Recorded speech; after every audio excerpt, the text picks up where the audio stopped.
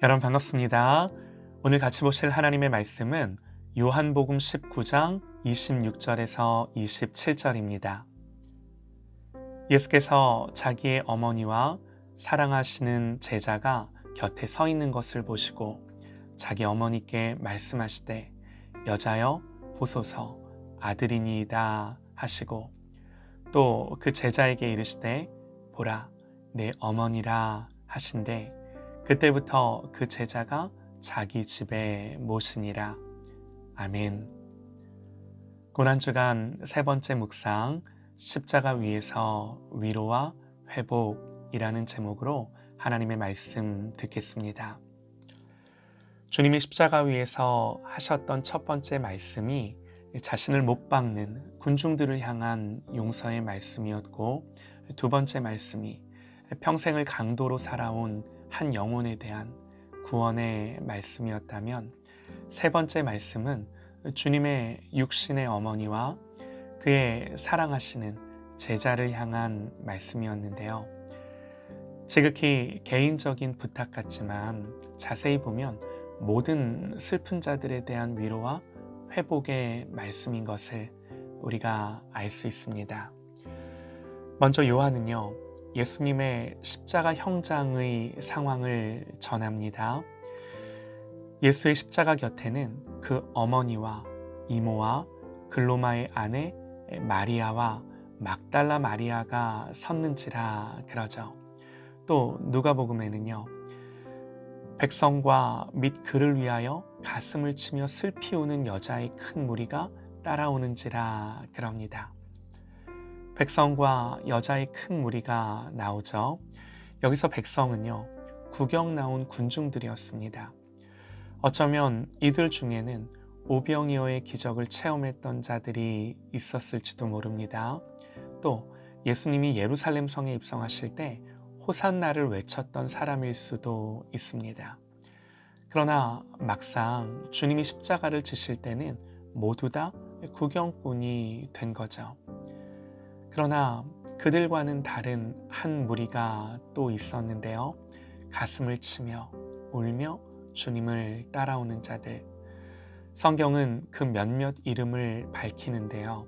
그 중에 한 사람은 막달라 마리아였습니다. 여러분, 이 여인을 아실 겁니다. 그녀는요, 7 귀신이 들려 비참하게 살던 사람이었죠. 그런데 어느 날 주님이 찾아오셨고 회복해 주셨습니다. 그녀는요, 제자들도 모두 다 도망간 이때에 왜 울면서 예수님을 끝까지 쫓아왔을까요?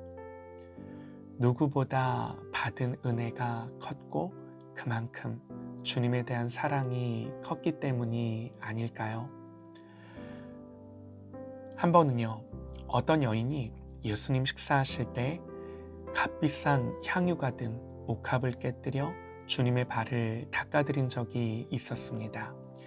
예수님은 이 여인에 대해 이는 그의 사랑이 많음이라 그러셨죠. 막달라 마리아도 받은 은혜가 너무나 컸고 그 은혜만큼 사랑이 컸던 거죠. 한번 생각해 보시죠. 우리도 받은 은혜를 생각하며 주님을 많이 사랑할 수 있을까요? 우리도 이 자리까지 주님과 갈 수 있을까요? 주님을 향한 우리의 사랑은 얼마나 될까요? 주님이 우리의 인생 속에 그 사랑을 확인할 수 있는 계기를 주실 때 십자가의 사랑과 감격이 마르지 않는 그런 저와 여러분 되시기를 간절히 소망합니다. 십자가에서 주님의 첫 번째 말씀은 당신을 조롱하고 못질하던 자들에게 주어졌고요. 두 번째 말씀은 처음에는 주님을 조롱했지만 마음을 돌이켰던 한 강도에게 주어졌고요. 그리고 세 번째 말씀은 주님을 진심으로 사랑했기에 십자가 아래까지 따라온 자들에게 주어졌음을 기억하십시다. 성경을 보면 이 자리에는 예수님의 모친 마리아가 있었고요. 또 이모라 불리는 사람도 있었는데요. 이 여인은 살로메입니다. 세베대의 아내요, 바로 이 요한복음을 기록하는 요한의 어머니이기도 합니다. 그리고 막달라 마리아죠.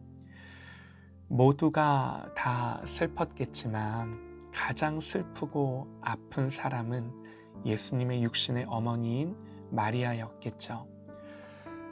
이따금씩 장례식장에 가보면요, 가장 슬픈 장례는 자녀를 먼저 보낼 때, 물론 천국의 소망이 있어도 그 부모의 마음이 무너지죠.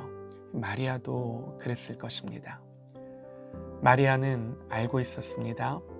예수님을 잉태했을 때 천사가 찾아와 아이의 이름을 예수라 하라 그러면서 이는 그가 자기 백성을 그들의 죄에서 구원할 자라고 가르쳐 주었죠. 마리아는 이 말을 평생 간직하며 살았을 것입니다. 또 아기를 시므온에게 데려갔을 때 시므온은 아기를 축복하며 마리아에게 말하죠. 칼이 내 마음을 찌르듯 할 거라고. 그러나 마리아는 그저 슬픔 가운데 슬픔만을 묵상하고 생각할 수는 없는 거죠. 왜 그런가요? 예수는 단지 자신의 육신의 아들이 아니었기에. 그저 억울한 누명을 쓰고 십자가를 지신 게 아니라 메시아로서 세상을 위해 십자가를 지시는 거죠. 그래서 주님은 십자가에 달렸던 그 순간 어머니를 어머니라 부르지 않고 여자여 호칭합니다.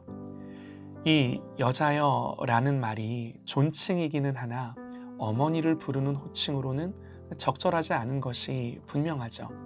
그런데 조금만 생각해 보면요, 만약에 예수님이 어머니라고 불렀다면 여러분 마리아의 마음이 어땠을까요?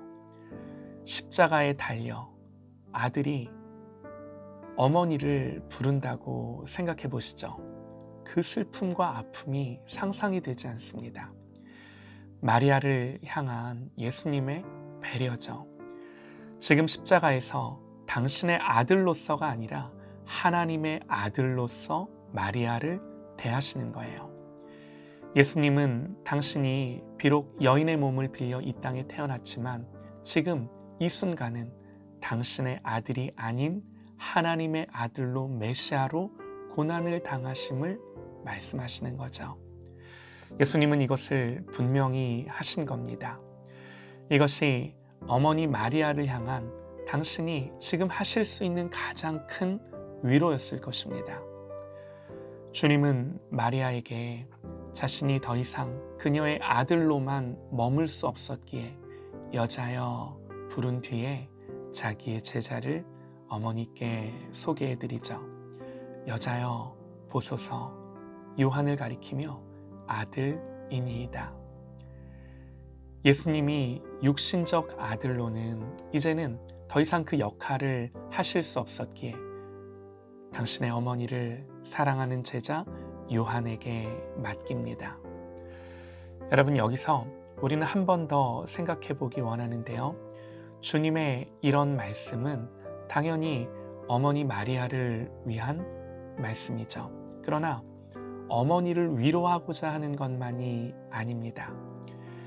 요한은 지금 십자가 아래 서 있습니다. 그런데 주님이 잡히시던 날 밤 모든 제자들이 예수님을 버려두고 도망갔었죠. 요한도 마찬가지였죠. 그런데 지금 십자가 아래 서 있는 거예요. 어떻게 그럴 수 있었나요?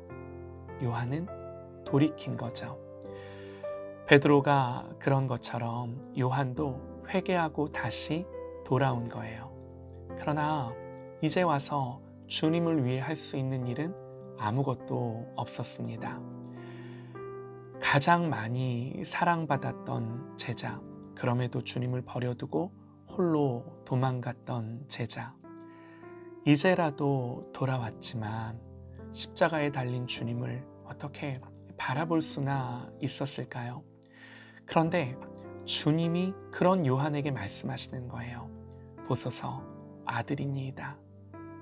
보라, 내 어머니라. 예수님은 십자가 위에서 마리아를 생각하셨고요. 자기를 버리고 갔던 제자가 자책할 것을 생각하시며 제자를 향한 여전한 신뢰의 마음을 보이신 거죠. 요한아, 내 어머니를 내게 부탁한다. 이제부터 너의 어머니다. 이제부터는 네가 아들이다. 그때부터 그 제자가 자기 집에 모시니라. 성경은 그렇게 기록을 합니다. 사랑하는 여러분, 우리는 이 땅을 살면서 신앙적인 실패를 자주 경험합니다. 주님의 사랑과 은혜를 많이 받았지만 너무나도 믿음이 연약한 것을 자주자주 경험을 합니다. 그러나 여러분, 신앙생활하면서 잘해야 하는 게 뭔지 아십니까? 그건요, 일어서는 거예요. 우리는 넘어져도 일어서는 것을 잘해야 합니다. 실패하지 않는 제자는 없습니다. 문제는 실패해도 다시금 골고다 언덕으로 돌아가는 것입니다. 이게 중요한 거예요. 여러분, 왜 그래야만 하나요? 우리의 사랑은 실패할지 모르지만 주님의 사랑은 결코 실패하지 않기 때문에 돌아가는 거예요. 이것이 십자가입니다. 십자가 앞에서 용서받지 못할 죄인이 없고, 십자가 앞에서 회복하지 못할 사건이 없고, 십자가 앞에서 고침받지 못할 마음의 상태는 없는 것입니다. 십자가 앞에 위로가 있고 회복이 있습니다. 사랑하는 여러분, 이 십자가 앞에서 오늘도 이 사랑과 은혜를 경험하고 맛보아 이 십자가를 사랑하고 자랑하며 기억하는 저와 여러분 되시기를 간절히 소망합니다.